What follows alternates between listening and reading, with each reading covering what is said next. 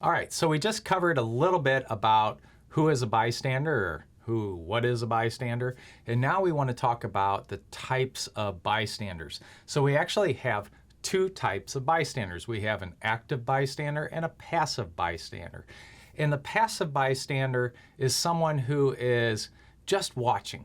They're not participating and they are not engaging. They're just watching and observing. They're being a spectator. And in life, I really like to think about things in that terminology.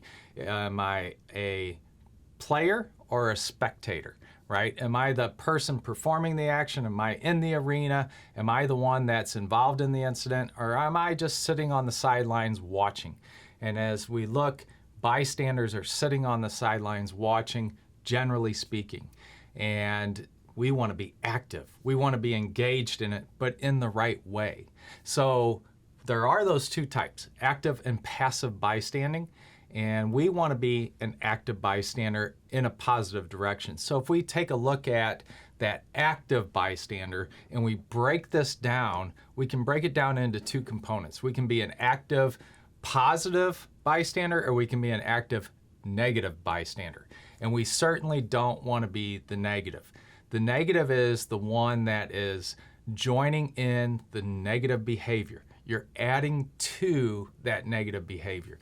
You're inciting the negativity. So you are assisting in the harassment, you're assisting in the assault, the rapes, the bullying, all those negative things that are happening. So that we do not want. We want to be an active, positive bystander. We want to bring good energy to the incident, meaning we want to stop the incident. And we're going to look at how to do that in our course today.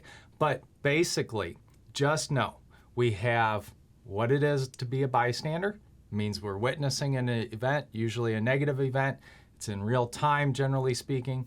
Second piece is there are two types of bystanders, active and passive. The passive just lets those things happen, never really gets involved.